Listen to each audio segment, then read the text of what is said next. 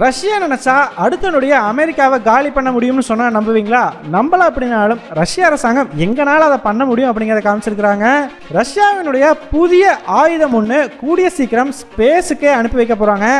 அந்த ஆயுதம் அமெரிக்காவை எந்த நொடி வேண்டுமானாலும் காலி பண்ணலாம் அப்படிங்கிற ஒரு சூழ்நிலை உருவாகி இருக்குது. ஸோ இந்த வீடியோவில் அது என்ன ஆயுதம், அமெரிக்கா எதனால் அதை கண்டு பயப்படுறாங்க அப்படிங்கிறது எல்லாத்தையுமே ரொம்பவே டீட்டெயில்டாக பார்த்துடலாம். வீடியோவை லைக் பண்ணிக்கோங்க, சேனலை சப்ஸ்கிரைப் பண்ணிக்கோங்க. வாங்க வீடியோக்குள்ள போயிடலாம். அறிவோம் தெளிவோம் உறவுகளுக்கு அன்பான வணக்கங்கள்.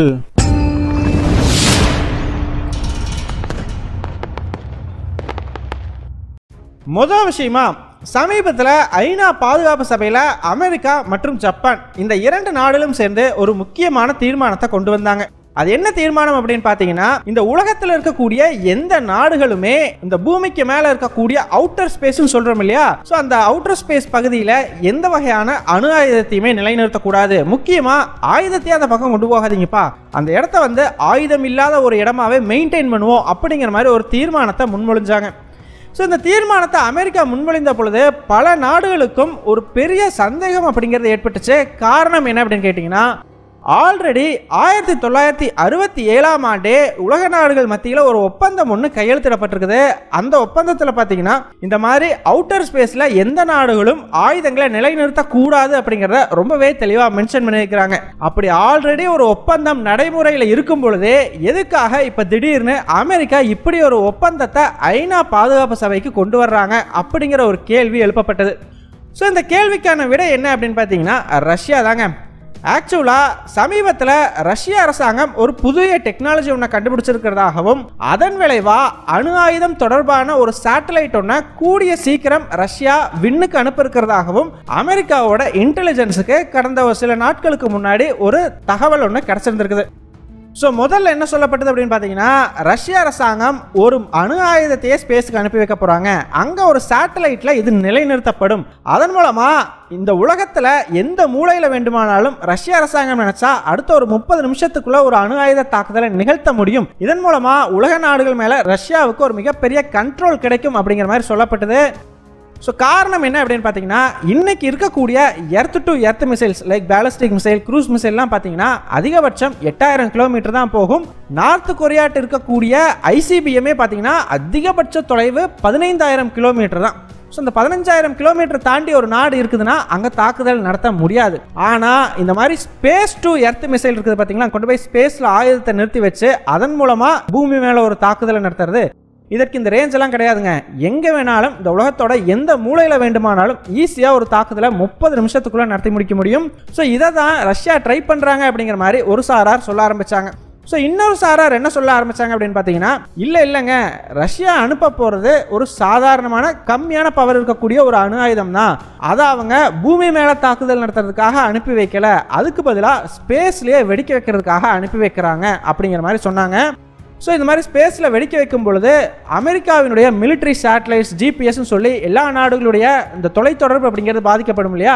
நாளைக்கே நேட்டோவுக்கும் ரஷ்யாவுக்கும் ஒரு போர் வந்து ரஷ்யா ரொம்ப ஸ்ட்ரகிள் பண்ணுற சூழ்நிலை ஏற்பட்டதுன்னா ரஷ்ய அரசாங்கம் யோசிக்காம இந்த அணு ஆயுதம் அப்படிங்கிறத ஸ்பேஸ்லேயே வெடிக்க வைப்பாங்க. அப்போ ஆட்டோமேட்டிக்காக எல்லா சேட்டலைட்டும் அஃபெக்ட் ஆகும் பொழுது அது நேட்டோவுக்கு ஒரு பெரிய பின்னடைவாக இருக்கும், எல்லாம் கொஞ்சம் பயந்துக்குவாங்க அப்படிங்கிற மாதிரி சொல்லப்பட்டது. ஸோ இந்த மாதிரி ஆளாளுக்கு ஒவ்வொரு காரணத்தை அடுக்கிக்கிட்டே போகும்பொழுது தான் அமெரிக்க அரசாங்கமே பார்த்தீங்கன்னா அடுத்த வாரமே வந்து ஒரு விளக்கம் ஒன்று கொடுத்தாங்க. அவங்க என்ன சொன்னாங்க அப்படின்னு பார்த்தீங்கன்னா, ரஷ்ய அரசாங்கம் அனுப்ப போகிறது ஒரு நியூக்ளியர் பவர்டு சேட்டலைட்டு, இதை எலக்ட்ரானிக் வார்ஃபேருக்காக அனுப்பி வைக்க போகிறாங்க, இது இருக்கிறதுலே ரொம்ப ஆபத்தானது அப்படிங்கிற மாதிரி சொல்லியிருந்தாங்க. ஸோ அது என்னப்பா nuclear powered electronic warfare satellite அப்படின்னு கேட்டிங்கன்னா, ஆக்சுவலாக ரஷ்யாவை பொறுத்த வரைக்கும் எலக்ட்ரானிக் வார்ஃபேரில் ரொம்பவே ஸ்ட்ராங் இல்லையா. ஸோ அவங்க வந்து மேற்குலக நாடுகளோட சேட்டலைட் கம்யூனிகேஷனை அஃபெக்ட் பண்ணுறது, அவங்களுடைய ஜிபிஎஸ் சிஸ்டம் எல்லாம் டேமேஜ் பண்ணுறதுன்னு சொல்லி இந்த மாதிரி எலக்ட்ரானிக் வார்ஃபேரில் ரொம்பவே கைதேர்ந்தவங்க. ஈவன் இப்போ ரஷ்யா உக்ரைன் போரில் கூட பார்த்தீங்கன்னா பெரிய அளவுக்கு ரஷ்ய அரசாங்கம் இந்த எலக்ட்ரானிக் வார்ஃபேர் முறையில் அமெரிக்காவினுடைய ஏவுகணைகளை எல்லாம் செயலக்க வச்சிருக்குது. ஸோ இதே வகையில் பார்த்தீங்கன்னா இப்போ இந்த சேட்டலைட்டும் உருவாக்கப்பட்டிருக்குது. இந்த சேட்டலைட்டுக்கும் மற்ற சேட்டலைட்டுக்கும் இருக்கிற பெரிய வித்தியாசமே என்னன்னு பார்த்தீங்கன்னா, சாதாரண சேட்டலைட்ஸ் எல்லாத்துக்குமே கன்வென்ஷனல் ப்ரொபல்ஷன் சிஸ்டம் தான் இருக்கும். அதாவது அந்த சேட்டலைட் எல்லாம் ஒரு ஆர்பிட்டில் நிலைநிறுத்திட்டா அதை வேறு ஒரு ஆர்பிட்டுக்கு மாற்றுறதுங்கிறது ரொம்பவே கஷ்டம். நிலைநிறுத்தின ஆர்பிட்லேயே தான் சுற்றிக்கிட்டே இருக்கும் மோஸ்ட்லி. ஆனால் இந்த நியூக்ளியர் பவர்டு சேட்டலைட்ஸை பொறுத்த வரைக்கும் ஈஸியாக ஒரு ஆர்பிட்லேருந்து இன்னொரு ஆர்பிட்டுக்கு மாற்ற முடியும். ஸோ இதன் மூலமாக ரஷ்ய அரசாங்கம் பார்த்தீங்கன்னா அவங்களோட எலக்ட்ரானிக் வார்ஃபேர் அப்படிங்கிறத அமெரிக்கா மேலே ரொம்பவே பயங்கரமாக பண்ண முடியும். எந்த அளவுக்கு அப்படின்னு பார்த்தா, அமெரிக்காவுக்கு இந்த ஜிபிஎஸ் கனெக்ஷனை கொடுக்கறதுக்கான சேட்டலைட்ஸ் இப்போ ஒரு 20-25 இருக்குதுன்னு வச்சுக்கோங்களேன். அந்த சேட்டலைட் எல்லாமே ஒரு பர்டிகுலர் ஆர்பிட்டில் சுற்றிக்கிட்டு இருக்கும். ஸோ ரஷ்ய அரசாங்கம் அமெரிக்காவோட ஜிபிஎஸ்ஸை காலி பண்ணணும் அப்படின்னு நினச்சா அந்த ஆர்பிட்டுக்கு இவங்களுடைய நியூக்ளியர் பவர்டு சேட்டலைட்டை அனுப்பி வச்சா போதும். அந்த சேட்டலைட் அங்கே அந்த ஆர்பிட்டில் சுற்றக்கூடிய எல்லா சேட்டலைட்டையுமே ஒரு குறிப்பிட்ட காலகட்டத்துக்கு செயலிழக்க வச்சிடும் கம்ப்ளீட்டாக. இதன் மூலமாக பார்த்தீங்கன்னா அமெரிக்காவில் ஜிபிஎஸ் அப்படிங்கிறதே கட்டாயிரும். அது மட்டும் இல்லை, இதே மாதிரி அமெரிக்க அரசாங்கத்தினுடைய மிலிட்டரி சேட்டலைட் அப்படிங்கிறதும் நிறையாவே பூமியை சுற்றி வந்துட்டு இருக்குது இல்லையா, அவற்றையுமே கூட ஒரு குறிப்பிட்ட நாட்களுக்கு ரஷ்யாவினுடைய எலக்ட்ரானிக் வார்ஃபேர் சிஸ்டம் மூலமாக செயலிழக்க வைக்க முடியும்.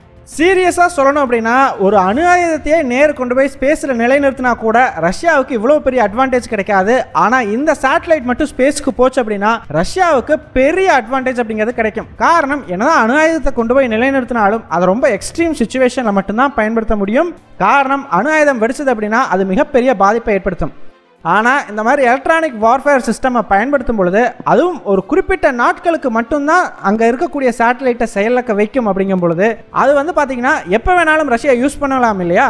ஸோ உதாரணத்துக்கு இப்போ ரஷ்யா உக்ரைன் போர் நடந்துகிட்டு இருக்குது இல்லையா. ஸோ இந்த போரில் அமெரிக்கா உக்ரைனுக்கு ஆயுதம் கொடுக்குறேன்னு சொல்லி ஏதாச்சும் ஸ்டண்ட் பண்ணாங்க அப்படின்னா ரஷ்ய அரசாங்கம், நீ ஆயுதம் கொடுத்தீங்கன்னா நான் உன்னுடைய சேட்டலைட்டெல்லாம் இந்த இவ்வளோ நாட்களுக்கு செயலிழக்க வச்சிருவேன் அப்படின்னு சொல்லி அமெரிக்காவை மிரட்டலாம். அதே மாதிரி செயலிழக்கவும் வைக்கலாம். ஸோ இந்த மாதிரி ரஷ்யா செயலிழக்க வச்சுட்டாங்க அப்படின்னு சொல்லி அமெரிக்கானால திருப்பி எதுவுமே பண்ண முடியாது. ஈவன் ரஷ்யா கூட சண்டைக்கு கூட போக முடியாது. ஏன்னா ஒரு 2 நாளில் திரும்ப அந்த சேட்டலைட் எல்லாம் ரெக்கவர் ஆகி வந்துடும். ஸோ அதுக்குள்ள சண்டைக்கு போறதா அப்படிங்கிற மாதிரி அமெரிக்க அரசாங்கம் யோசிப்பாங்க. ஸோ அதனால சண்டைக்கும் போக முடியாம எதுவுமே பண்ண முடியாம அமெரிக்கா கையறு நிலைக்கு தள்ளப்படுவாங்க. இதனால தான் பார்த்தீங்கன்னா இப்போ அமெரிக்க அரசாங்கம் ஒரு மிகப்பெரிய பதட்டத்திலேயே இருக்கிறாங்க. ஈவன் ரஷ்யாவுக்கும் நேட்டோவுக்கும் இடையில ஒரு போர் வருது அப்படிங்கும் பொழுது இந்த எலக்ட்ரானிக் வார்ஃபேர் சிஸ்டம் மூலமா நேட்டோவினுடைய பிளஸ் அமெரிக்காவினுடைய எல்லா மிலிட்டரி சேட்டலைட்டையும் ரஷ்ய அரசாங்கம் கம்ப்ளீட்டா ஜாம் பண்ணிட்டாங்கன்னா அவங்களுக்கு 2 கையே இல்லாததுக்கு சமம். பெரிய அட்வான்டேஜ் அப்படிங்கிறத அந்த போரில் ரஷ்யாவுக்கு ஏற்படுத்தி கொடுக்கும் அப்படிங்கிறத சந்தேகமே தேவையில்லை.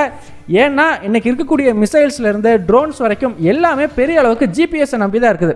ஆனால் ரஷ்யாவினுடைய இந்த ஒரு சேட்டலைட் அந்த ஜிபிஎஸ்ஸையே காலி பண்ணிடும் அப்படிங்கும் பொழுது அவங்களால பெரிய அளவுக்கு எதுவுமே பண்ண முடியாது இல்லையா. ஸோ இதனால தான் இப்போ அமெரிக்கா ரொம்பவே பயந்து போயிருக்காங்க அப்படின்னு சொல்லி ஆகணும். உலகமே பார்த்தீங்கன்னா ஆன்டி சேட்டலைட் வெப்பன்ஸ் அப்படிங்கிறத நோக்கி போய்கிட்டு இருக்கும்போது ரஷ்ய அரசாங்கம் மட்டும் ரொம்ப டிஃப்ரெண்ட்டாக யோசிச்சு யாருமே எதிர்பார்க்காத மாதிரி இந்த எலக்ட்ரானிக் வார்ஃபேர் அப்படிங்கிறத அடுத்த கட்டத்துக்கு எடுத்துகிட்டு போயிருக்கிறாங்க. ஸ்பேஸுக்கே கொண்டு போயிட்டாங்க. ஸோ எல்லா நாடுகளுமே பார்த்தீங்கன்னா ஈவன் இப்போ இந்தியா சைனா கிட்ட கூட ஆன்டி சேட்டலைட் வெப்பன்ஸ் அப்படிங்கிறது இருக்குது. எர்த்தில் இருந்து ஸ்பேஸில் இருக்கக்கூடிய ஒரு சேட்டலைட்டை மிசைலை வச்சு அடித்து காலி பண்ண முடியும். ஆனால் அப்படி காலி பண்ணால் கூட 2 நாடுகளுக்கு இடையில் பெரிய உரசலோ மோதலோ ஏற்படுறதுக்கான வாய்ப்புகள் உண்டு. ஆனால் இந்த மாதிரி எலக்ட்ரானிக் வார்ஃபேரை யூஸ் பண்ணும்போது ஒரு சேட்டலைட் இல்லைங்க, அந்த ஆர்பிட்டில் இருக்கக்கூடிய பாதி சேட்டலைட்டை பக்கத்தில் இருக்கிற எல்லாத்தையுமே காலி பண்ணிடலாம் அப்படிங்கிற மாதிரி சொல்கிறாங்க. ஸோ அதனால தான் இப்போ ரஷ்யாவினுடைய இந்த சேட்டலைட்டு ரொம்பவே அடுத்த லெவல் விஷயமா பார்க்கப்படுது. ஸோ இப்போ அமெரிக்கா என்ன குற்றச்சாட்டு வைக்கிறாங்க அப்படின்னு பார்த்தீங்கன்னா, ரஷ்ய அரசாங்கம் 1967 போடப்பட்ட ஒப்பந்தத்தை மீறி ஸ்பேஸை வெப்பனைஸ் பண்ணிட்டு இருக்காங்க. அதாவது ஸ்பேஸில் ஆயுதங்களை நிலைநிறுத்துறாங்க. முக்கியமாக அணு ஆயுதம் தொடர்பான விஷயங்கள்லாம் இப்போ ஸ்பேஸுக்கு அனுப்பி வைக்கிறாங்க. நாளைக்கே என்னதான் அது நியூக்ளியர் பவர் சேட்டலைட் தான் அப்படின்னாலும் அதுலேயும் அந்த நியூக்ளியர் பவரை ஜென்ரேட் பண்ணுறது அணு தொடர்பான விஷயங்கள் தான் இல்லையா. அதுவும் ஸ்பேஸில் வெடிக்கிறதுக்கான வாய்ப்பு இருக்குது. ஈவன் பூமியிலே செர்னோபில் மாதிரியான ரியாக்டர்ஸ் வெடிக்குது இல்லையா, அது மாதிரி ஏதாச்சும் கோளாறு ஏற்பட்டு வெடிச்சா என்ன பண்ணுறது, இந்த மாதிரி பல குற்றச்சாட்டுகள் முன்வைக்கப்படுது. அது மட்டும் இல்லை, ஒன்ஸ் இந்த மாதிரி ரஷ்யா அனுப்பிட்டாங்க அப்படின்னா அடுத்ததே பின்னாடியே அமெரிக்காவும் இதே மாதிரி ஒரு விஷயத்த ஸ்பேஸுக்கு அனுப்ப வேண்டிய சூழ்நிலைக்கு தள்ளப்படுவாங்க. அமெரிக்கா அனுப்புனா அடுத்தது சைனா அனுப்பணும்னு நினைப்பாங்க, சைனா அனுப்புனா இந்தியா அனுப்பணும்னு நினைப்பாங்க, இந்தியாவுக்கு அடுத்து பாகிஸ்தான் அனுப்பணும்னு நினைக்கும். இப்படியே தொடர்ந்து ஒவ்வொரு நாடுகளும் அவங்களுடைய ஆயுதங்களை ஸ்பேஸுக்கு அனுப்ப ஆரம்பிப்பாங்க. இதன் மூலமா இப்போ பூமியில மட்டுமே நடந்துகிட்டு இருக்கக்கூடிய சண்டை அப்படிங்கிறது ஸ்பேஸ்லயும் நடக்க ஆரம்பிக்கும். இது நல்லதுக்கல்ல. ஈவன் நம்ம இந்த வீடியோ ஸ்டார்டிங்ல சொன்னோம் இல்லையா, அணு ஆயுதத்தையே ஸ்பேஸ்ல கொண்டு போய் வைக்கிறதன் மூலமா ஒரு நாடு மேல 30 நிமிடத்துக்குள்ள ஒரு அணு ஆயுத தாக்குதலை பண்ண முடியும்னு சொல்லி இன்னைக்கு அந்த டெக்னாலஜி யார்ட்டையுமே இல்லை, அந்த ஸ்பேஸ் டு எர்த் மிசைல் அப்படிங்கிறது. ஆனால் யோசிச்சு பாருங்க, இந்த மாதிரி எல்லா நாடுகளும் ஸ்பேஸுக்கு ஆயுதங்கள் அனுப்புறாங்க அப்படிங்கும் பொழுது கண்டிப்பாக ஃபியூச்சரில் ஏதோ ஒரு நாடு ஸ்பேஸ் டு எர்த்தை அட்டாக் பண்ணுறதுக்காகவே ஒரு ஆயுதத்தை உருவாக்கும். அப்படி உருவாக்கும் பொழுது அணு ஆயுதங்களும் ஸ்பேஸுக்கு அனுப்பி வைக்கப்பட்டாலும் ஆச்சரியப்படுறதுக்கு இல்லை. ஸோ இந்த பயமும் உலக நாடுகள் மத்தியில் இருக்கத்தான் செய்யுது. இந்த மாதிரி யாராச்சும் அணு ஆயுதத்தை ஸ்பேஸில் வச்சுட்டாங்க அப்படின்னா 24 மணி நேரமும் நம்மளுடைய பூமியை சுற்றி ஒரு அணு ஆயுதம் சுற்றிக்கிட்டே இருக்கும். அதை யோசிச்சு பாருங்க, ரொம்பவே ஆபத்தான விஷயம் இல்லையா? ஸோ இதையுமே கட்டுப்படுத்தணும், இந்த மாதிரி ஸ்பேஸை வெப்பனைஸ் பண்ணாமல் தடுத்து நிறுத்தணும் அப்படிங்கிற கோரிக்கைகள் வைக்கப்படுது. அதுலேயும் குறிப்பாக இப்போ ரஷ்யா உக்ரைன் போருக்கு பிறகு ரஷ்ய அரசாங்கம் பார்த்தீங்கன்னா பல அணு ஆயுதம் தொடர்பான ஒப்பந்தத்திலிருந்தும் வெளியேறி இருக்கிறாங்க. ஸோ இதே மாதிரி மற்ற ஒப்பந்தங்கள்லேருந்தும் வெளியேறிட்டு ஸ்பேஸுக்கு அணு ஆயுதங்கள் அனுப்பி வச்சாங்க அப்படின்னா என்ன பண்ணுறது? இந்த மாதிரி பல கேள்விகளும் சுற்றிக்கிட்டு இருக்குது. இந்த நிலைமையில தான் அமெரிக்க அரசாங்கம் ஐநா பாதுகாப்பு சபையில் அந்த தீர்மானத்தை கொண்டு வந்தாங்க. ஆனால் ரஷ்ய அரசாங்கம் பார்த்தீங்கன்னா இது தேவையில்லாத விஷயம், நாங்கள் அந்த மாதிரி எந்த ஒரு அணு ஆயுதம் தொடர்பான விஷயத்தையும் ஸ்பேஸுக்கு அனுப்ப போகிறது கிடையாது அப்படின்னு சொல்லி அதை வீட்டோ பண்ணிட்டாங்க. சைனாவுமே அந்த தீர்மானத்துக்கு ஓட்டளிக்கல. ஆனால் அடுத்த ஒரே வாரம் கழிச்சு ரஷ்ய அரசாங்கமே புதுசாக ஒரு தீர்மானம் ஒன்றத்தை உருவாக்கி ஐநா பாதுகாப்பு சபை முன்னாடி வச்சாங்க. அதில் என்ன மென்ஷன் பண்ணியிருந்தாங்கன்னா, ஸ்பேஸில் எந்த நாடுகளுமே எந்த விதமான ஆயுதத்தையுமே கொண்டு போய் நிலைநிறுத்தாமல் எல்லா நாடுகளும் சேர்ந்து தடுத்து நிறுத்தணும் அப்படிங்கிற மாதிரி மென்ஷன் பண்ணியிருந்தாங்க. ஸோ என்னதான் தீர்மானங்கள் எல்லாம் போடப்பட்டாலுமே கூட உலக வல்லரசுகள் கையில் தான் எல்லாமே இருக்குது. அவங்க நினச்சாங்கன்னா இந்த தீர்மானம்லாம் ஒன்றும் இல்லை, எப்போ வேண்டுமானாலும் எது வேண்டுமானாலும் நடக்கலாம். ஸோ கூடிய சீக்கிரம் ரஷ்யாவினுடைய அணு ஆயுதம் தொடர்பான இந்த எலக்ட்ரானிக் வார்ஃபேர் ஆயுதம் ஸ்பேஸுக்கு போகும் அப்படிங்கிறத நம்ம எதிர்பார்க்கலாம்.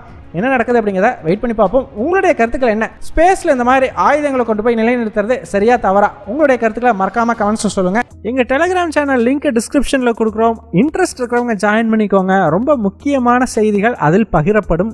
வீடியோ பிடிச்சிருந்ததுன்னா லைக் பண்ணிக்கோங்க, சப்ஸ்கிரைப் பண்ணிக்கோங்க. இதன் மூலமா எங்களுடைய வீடியோஸ் இன்னும் நிறைய பேருக்கு போய் சேரும். முடிஞ்சா உங்களுடைய ஃப்ரெண்ட்ஸுகிட்டையும் நிறைய ஷேர் பண்ணிக்கோங்க. இது எங்களுடைய உழைப்புக்கு நீங்க கொடுக்குற ஒரு ரிவார்டா இருக்கும். நன்றி.